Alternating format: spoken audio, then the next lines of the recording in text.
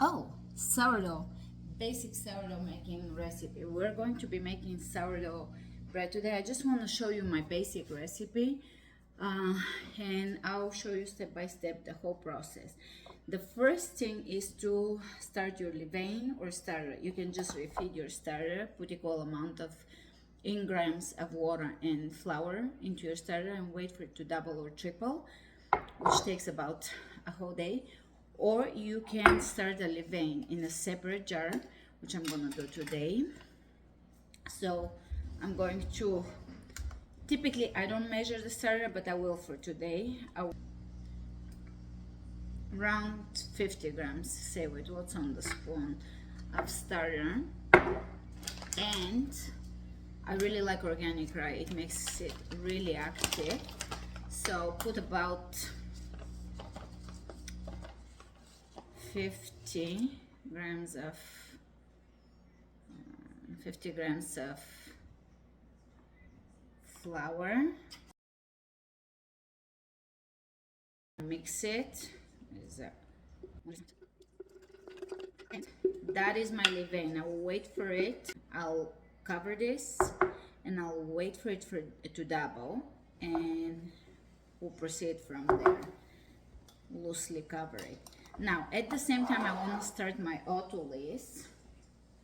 I typically clean the spoon, but let's move faster. I want to start my autolyse.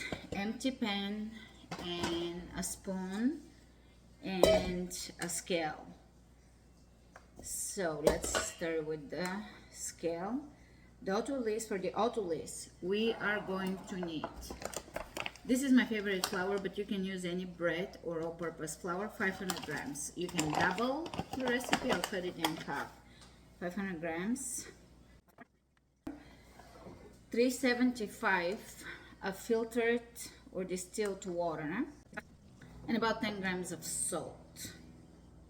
We're just going to mix it well, so that there's no clumps, no dry areas. Mix, mix, mix, and leave it with a lid together with your starter until the starter doubles, and then we're gonna put the starter in. An optional ingredient you can add later when we're mixing the starter in is barley malt, malted barley malt. It's very optional. It just gives it a nice golden crust. That's about it. It's not very important, but it does give it that French bakery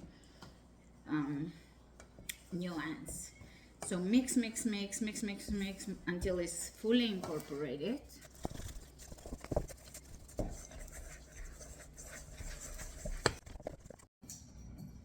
Mixing.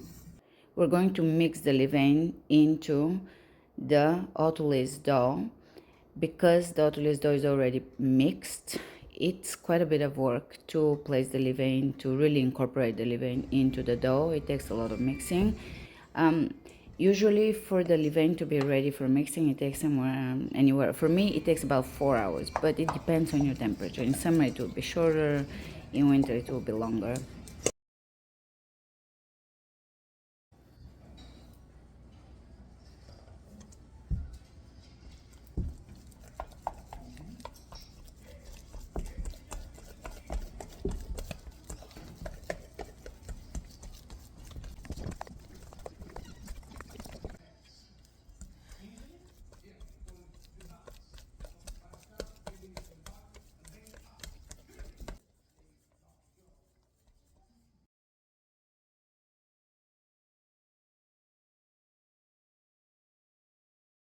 And another close-up of the rub-out method.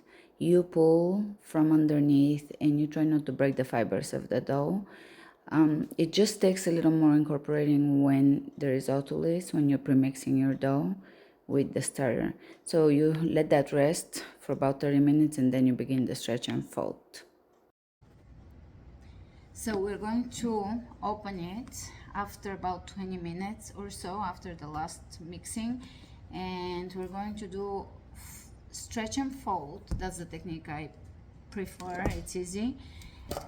4 times 30 minutes apart, 30 or so. You can go for 40 minutes, for 20 minutes, whatever your time permits. So I'm gonna show you just one, and then for every 30 minutes I will repeat this for the next 2-ish hours. Once it's doubled, I'm gonna shape it, and I'll show you the shaping. I'll put it in the fridge, and in the morning I'll bake it. Let's stretch and fold. And stretch and fold. I usually have slightly wet fingers, but I had to turn the camera on. Then you're gonna stretch on the other side. You're gonna perform it 4 times on each side if it was a square. Then on this side, stretch and fold, and then on this side, stretch, and you kind of want to give it a stretch.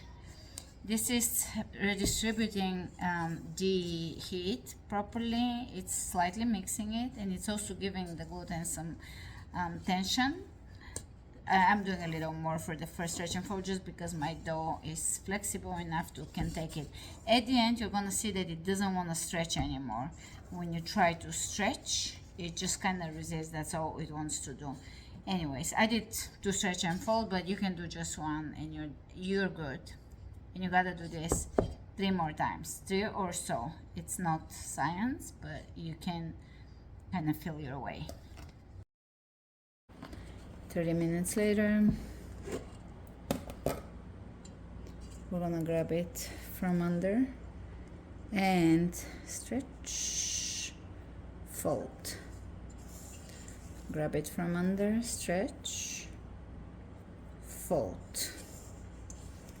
Grab it from under, and you see how it becomes tense towards the latter fold. See, this is all it's gonna do on the last stretch and fold. This is a 5th one that I sometimes see I can do. That's it, and we'll revisit it in 30 minutes for another stretch and fold. After about 4 stretch and folds, we're gonna do pre-shape. The whole process from mixing the dough to shaping the dough takes for me about 4 to 5 hours in winter, about 3 hours in summer, but it's very different for different people. So just judge the dough. It has to double or so. It can be a third, risen in third in summer for me because everything works really fast. My starter works real fast in Texas and California, so it's just a matter of climate and starter and all the other factors, ambient factors. Anyway, so here I'm just going to my hands are a little sticky here, but I did what I could with the camera and everything. So I am just roughly making a ball with the bench scraper, and my hands were hands so they don't stick the way they were. And I'm gonna leave it to rest for about 10-20 minutes before I shape it. Here we're doing the final shape. This is about probably 10 to 15 minutes later. We'll gently flip the dough over. I'm gonna flour my bench and use my scraper. Typically I keep my hands either well floured or with water, but here I didn't want to stop recording, so they're a little bit on the sticky side, which I usually avoid. First fold is halfway, and then second fold over the first fold, and from here we're going to roll it onto itself, and from here you could do just a little bit of more shaping to create a ball.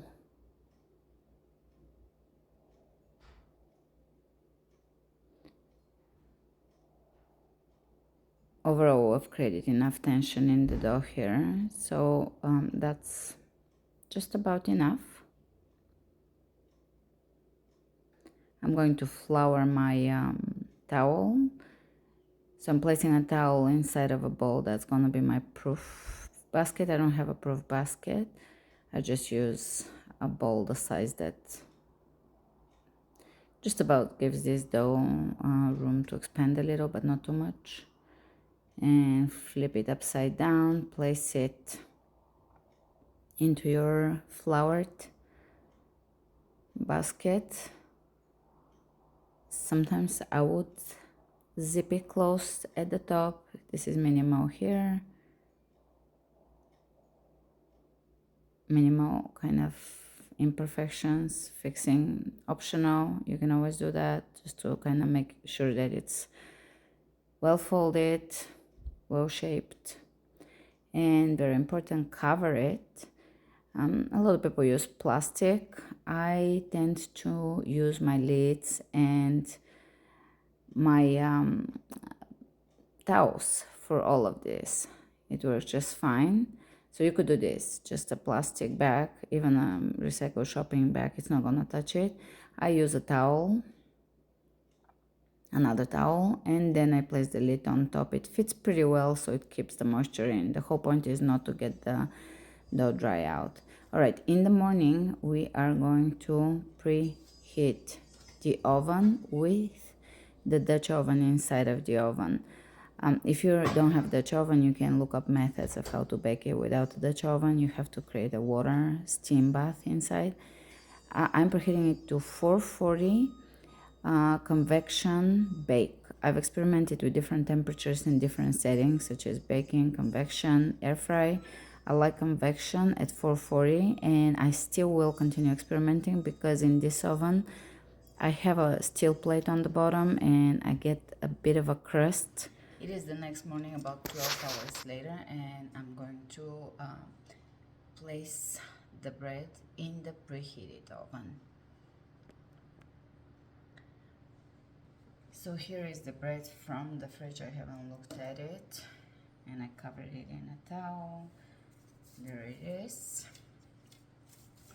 I have prepared a water spray and my sharp knife. I use this one. Some people use razor blade, and I'm gonna reuse one of my papers to flip the bread. All right, let's see. The oven has been preheating for about 15 minutes, I think. All right. This only works if you flour the bread enough. And I do the cut on a cold bread, and because it holds better. So now I'm gonna go grab the pan, and I sometimes do the cut as the pan is out, but let's do the cut now. I'll just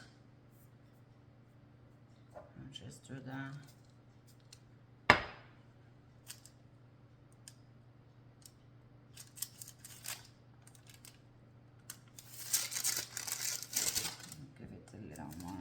side, and maybe one more here, one more here. That's it.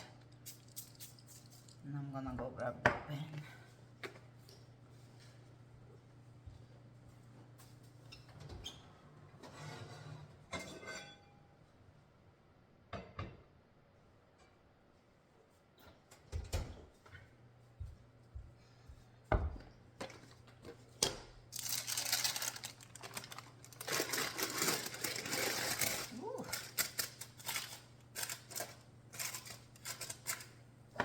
Bit of a spray here, and into the oven for 20 minutes before we open the lid.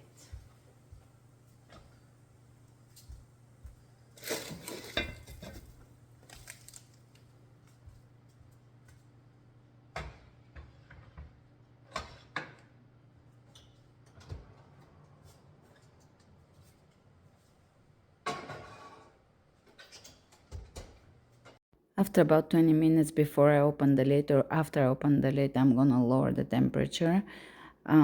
It's personal preference whether you like really deep crust or not. My daughter doesn't like the crust, so I'm trying to figure out a way to reduce the crust, and I'll still keep working on it. This is opening the lid 20 minutes later or 25 minutes later. Just again, no science here. I prefer less crust. Here's the final bread. I'm very pleased with the result.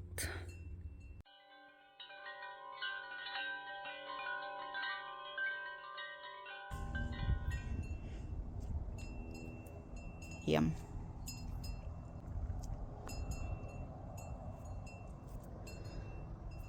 Bread with a view and with a kitty.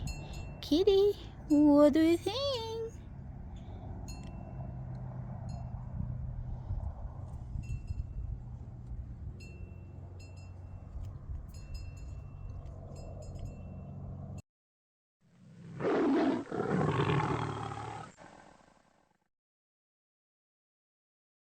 We are ready to cut the bread.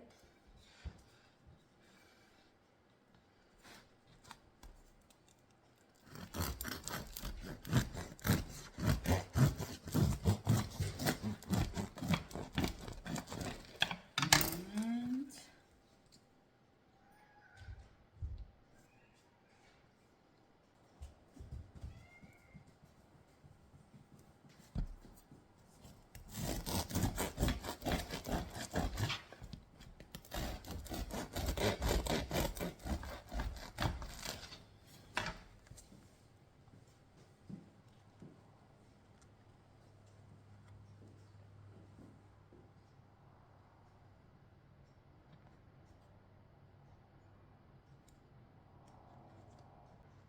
all right, Mom.